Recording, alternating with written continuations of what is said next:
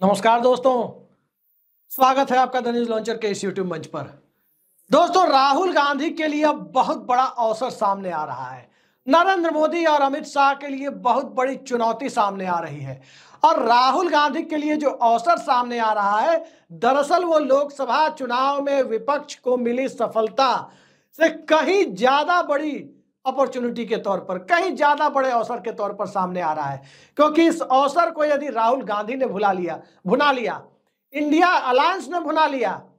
तो तय मानिए गुजरात लॉबी का पैकअप हो जाएगा। और पैकअप इस लिहाज से भी हो जाएगा क्योंकि मौजूदा दौर में सत्ता जिन बैसाखियों पर टिकी हुई है, वो बैसाखियां भी राहुल गांधी के सामने जो अवसर आ रहा है, उस अवसर को राहुल गांधी या कांग्रेस पार्टी या इंडिया अलायंस कितना भुना पाता है, उसी का इंतजार कर रही है। और ये अवसर मुद्दा आधारित तो है ही, जनता के अलग अलग सेक्शन से जुड़ा हुआ भी है और 3 राज्यों के विधानसभा चुनाव के रूप में भी है, जहां 3 राज्यों में एक राज्य तो सीधे सीधे कांग्रेस पार्टी को लड़ना है और 2 राज्यों में इंडिया अलायंस के सहयोगी दलों के साथ लड़ना है। एक राज्य हरियाणा,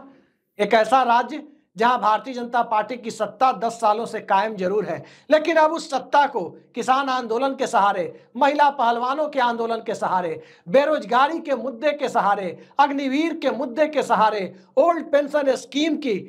पूरी जो बिसात बिछी हुई है सरकारी कर्मचारियों की, उन सब के सहारे अब राजनीति एक ऐसे दौर पर हरियाणा में जा रही है जहां राहुल गांधी प्रासंगिक होते जा रहे हैं।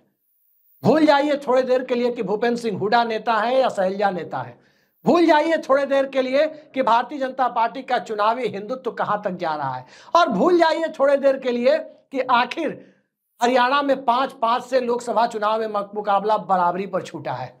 5-5 का मुकाबला लोकसभा में तब बराबरी पर छूटा जब भारतीय जनता पार्टी केंद्र की सत्ता और 400 पार के नारे के साथ एक इस तरह की राजनीति कर रही थी, जिस राजनीति में नूह और मेवात में जो घटना हुई, उसके सहारे सांप्रदायिकता का बीज बोने की भी कोशिश की गई थी। लेकिन अब सीधे सीधे सत्ता चंडीगढ़ की तय होनी है।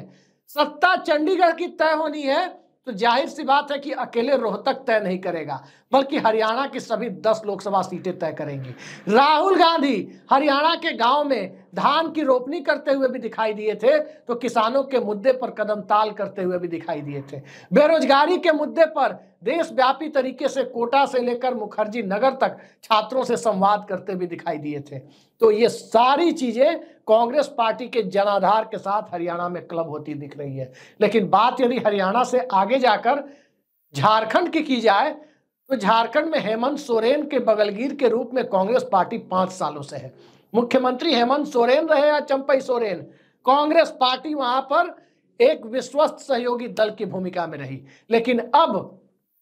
हेमंत सोरेन जेल यात्रा पूरी कर बाहर आ गए हैं। ईडी के तमाम आरोप हाई कोर्ट में धाराशायी होते हुए दिखे, और जब ईडी के आरोप धाराशायी होते हुए दिखे, सबूत नहीं मिले उस कथित लैंड डील के, तो सीधी सी बात है कि हाई कोर्ट को उन्हें बाहर करना ही था, जेल से बाहर लाना ही था। लेकिन हेमंत सोरेन तो बाहर आ गए। क्या झारखंड की जनता लोकसभा चुनाव में भारतीय जनता पार्टी के चुनावी हिंदुत्व के मोह पास में जो बधी हुई दिखी है, सीटें बीजेपी की कम होने के बावजूद बधी हुई दिखी है, क्या उस मोह पास से विधानसभा चुनाव में बाहर आ जाएगी?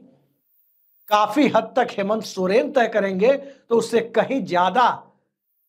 राहुल गांधी भी तय करेंगे, कांग्रेस पार्टी भी तय करेगी। और मल्लिकार्जुन खड़गे के रूप में जो दलित चेहरा है, संविधान बचाने के नैरेटिव के साथ इस देश के दलित और आदिवासी समुदाय के लोग भी तय करेंगे। पलामू से लेकर धनबाद और साहेबगंज तक झारखंड की सियासत, चाहे वो छोटा नागपुर हो, चाहे वो संथाल परगना हो, चाहे वो कोल्हान हो, चाहे वो हजारीबाग हो, पूरा झारखंड तय करता हुआ दिखाई देगा। और जब इंडिया अलायंस का असली स्वरूप झारखंड में दिखने जा रहा है, जहां समाज की सबसे निचली पायदान, कम से कम विकास की रोशनी के लिहाज से जिसे निचले पायदान पर माना जाता है, उस पायदान पर मौजूद आदिवासी समाज की चेतना को जब झकझोरने की कोशिश होती है, तो उस झकझोरने की कोशिश के दरमियान जिस प्रकार की सामुदायिक चेतना सामाजिक विमर्श के मुद्दों के साथ जुड़कर एक राजनीतिक चेतना का निर्माण करती हुई दिखती है, वहां राहुल गांधी की जरूरत ज्यादा शिद्दत से से महसूस होती है। इसलिए भी ज्यादा शिद्दत से महसूस होती है क्योंकि झारखंड में ही आपने देखा कि जब असम के मुख्यमंत्री हेमंता बिस्व शर्मा का वो इंटरव्यू ज्यादा वायरल होने लगा, जो उन्होंने कभी एक अदालत रूपी प्रोग्राम में टेलीविजन पर दिया था, जिस इंटरव्यू में उन्होंने कहा कि जब वो कांग्रेस में थे और राहुल गांधी से मिलने गए तो वो कुत्ते को बिस्किट खिला रहे थे, तो झारखंड की धरती पर ही राहुल गांधी ने एक बेहद ही आम आदमी के, समाज के बीच लोकतंत्र के आम मतदाता के पालतू कुत्ते के साथ खेलते हुए और वीडियो डालकर बिस्किट खिलाते हुए तमाम चीजें करते हुए नजर आए। और उसके बाद कुत्ता और कुत्ते को बिस्किट खिलाने का पूरा मुद्दा इतना वायरल हुआ कि जनता कुत्ता और बिस्किट से ज्यादा राहुल गांधी की मानवता से जुड़े हुए जो पहलू है उस पर ज्यादा फिदा होते हुए दिखाई दी। भारत जोड़ो यात्रा और भारत जोड़ो न्याय यात्रा, पैदल पूरे भारत का भ्रमण,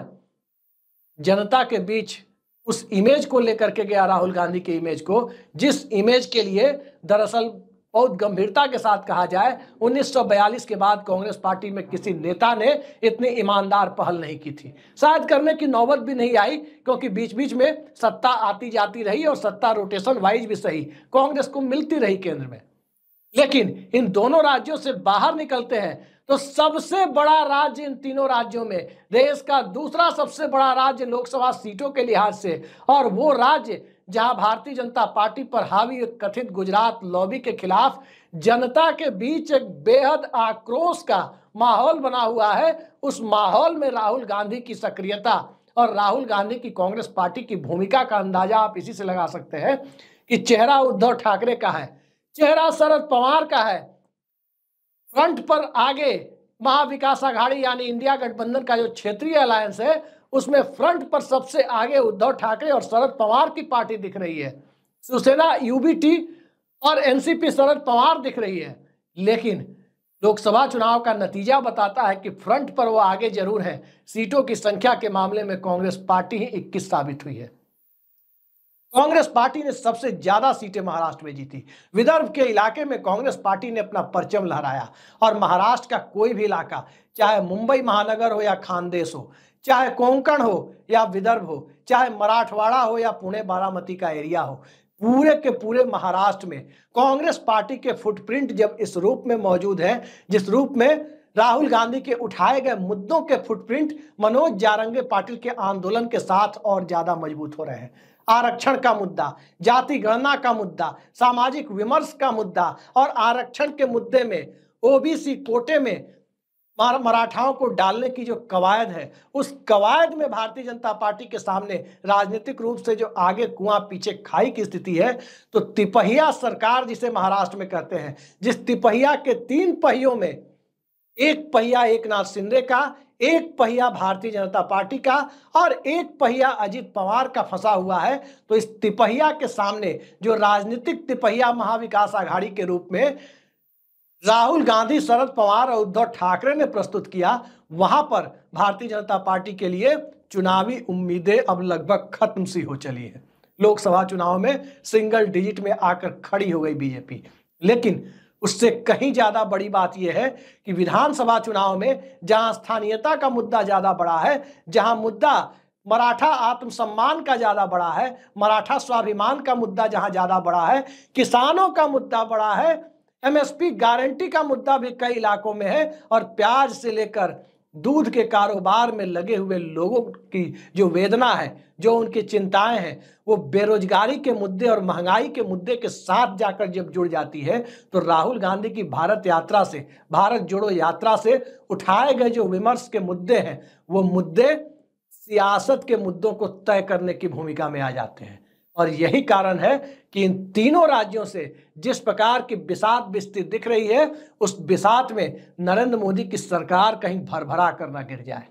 भरभरा कर इसलिए ना गिर जाए क्योंकि इन तीनों राज्यों के चुनावी नतीजे अगर इंडिया अलायंस के पक्ष में चले गए तो तय मानिए आज की तारीख में जो नेशनल हीरो की इमेज सत्ता में नहीं रहकर बतौर नेता प्रतिपक्ष भी राहुल गांधी की बनी हुई है, वो हीरो की इमेज अब उन लोगों को भी स्वीकार करनी होगी जो भारतीय जनता पार्टी की बैसाखी बनकर दिल्ली की सत्ता की पालकी ढो रहे हैं। चाहे नीतीश कुमार हो, चाहे चंद्रबाबू नायडू हो, चाहे चिराग पासवान हो, या चाहे एकनाथ शिंदे गुट के सांसद हो, सबके सामने परिस्थितियां इस रूप में बदलेंगी कि सियासत का पहिया 180 डिग्री पर घूमता नजर आएगा। इसलिए राहुल गांधी के सामने एक बहुत बड़ा अवसर है, और उस अवसर को यदि भुना लिया तो मोदी शाह की पूरी रणनीति ताश के पत्तों की तरह बिखर कर रह जाएगी, पूरी सत्ता हिल जाएगी, और व्यवस्था परिवर्तन की जो लड़ाई राहुल गांधी लड़ना चाहते हैं, कामयाब होंगे नहीं होंगे। नेता, हर पार्टी के नेता व्यवस्था परिवर्तन की बात करते हैं, लेकिन वो अवसर जिससे वो व्यवस्था परिवर्तन कर सके, करे ना करे, वो अवसर उनके दरवाजे पर दस्तक देता हुआ जरूर नजर आएगा। तो देखते हैं अक्टूबर नवंबर तक की बिसात किस तरह से इस देश की सियासत को तय करते हुए दिखाई देती है। आज के लिए इतना ही। नमस्कार।